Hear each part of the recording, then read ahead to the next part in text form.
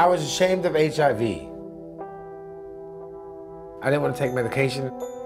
I really didn't want to live. I was having psychological issues, emotional issues. I had financial issues.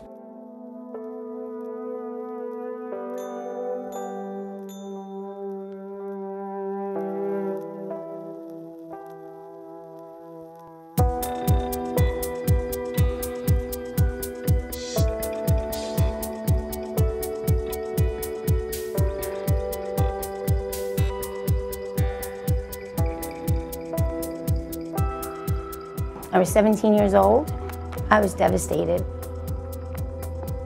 It was the feeling of walking into an emergency room and knowing that I had something everybody else was scared of.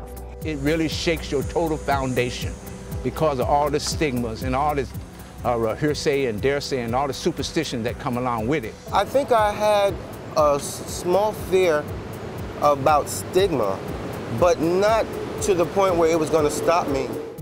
I mean, the stigma can destroy you or think rational and live.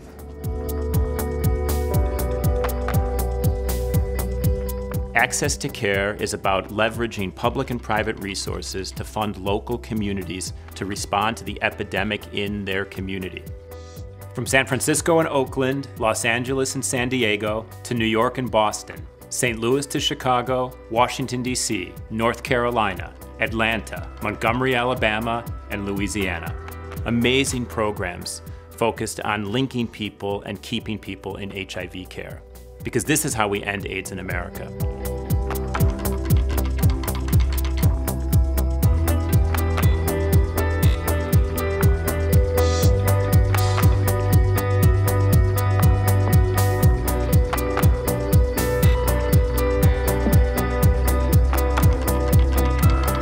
For us, the issue was we needed to not wait for people to come to us, but we needed to go to them.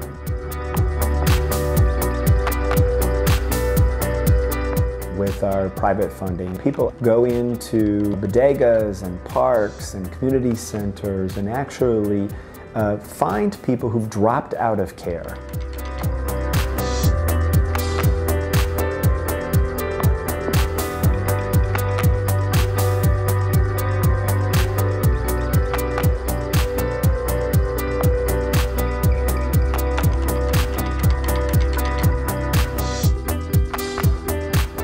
And if you allow people in this world to push you to the side and kind of put you in a closet, they will. And it's up to you to make sure that you're on the front lines. It's up to you to voice your opinion and make sure you get the care and the services that you need.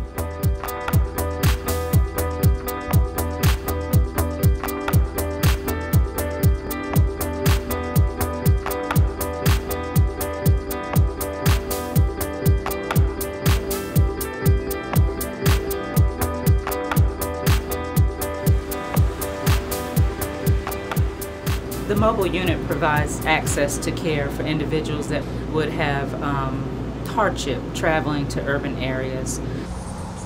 And through this program, Region 9 Access of Care coming out of Duke University, it's given me as a person the ability to get out and reach other people as myself suffering from the same barriers that I'm suffering from and let them understand and know how I got over those barriers. When a patient comes here, they're seen not only for their medical care, we also provide education and support, a nutritionist, as well as substance abuse and mental health counselors. The 9 regions that we serve, without health and motion, not only would the people not be getting the medical services that they needed, but the spread of HIV would be continuous.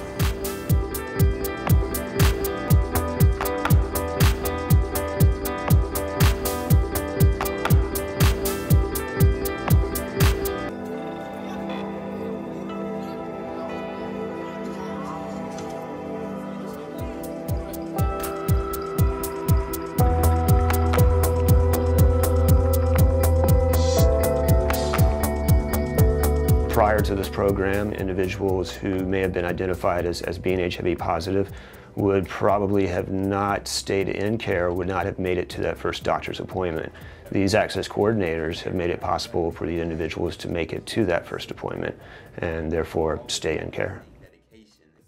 Without access to care, Andre would just be slowly dying. He was not a person who took care of his mental condition like he was supposed to. He didn't take his meds like he was supposed to. Now I'm medicated on both my mental health issues as well as my HIV issues. I'm volunteering Tuesdays and Thursdays, and Monday, Wednesdays, and Fridays I'm in class. I'm living a much more full and productive life.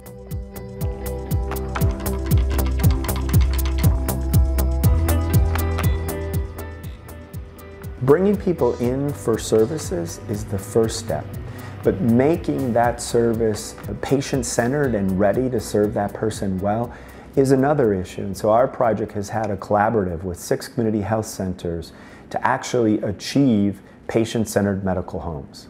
In working with ImediCare, they help get us the patients. And it's our job, once the patient's routed to us, that we keep them engaged. This funding is providing CalMORD the opportunity to learn about patient retention efforts.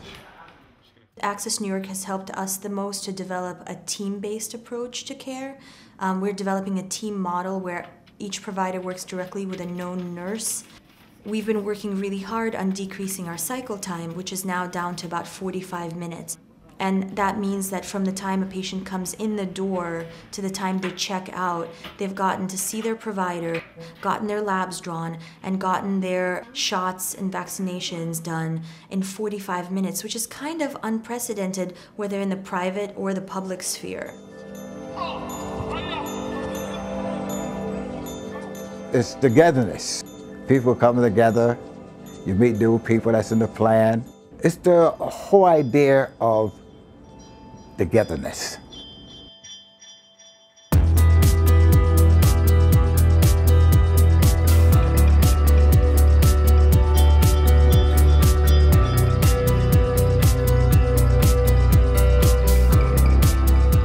We can end AIDS in America. We have the tools, we have the smarts, and access to care is one way to do it.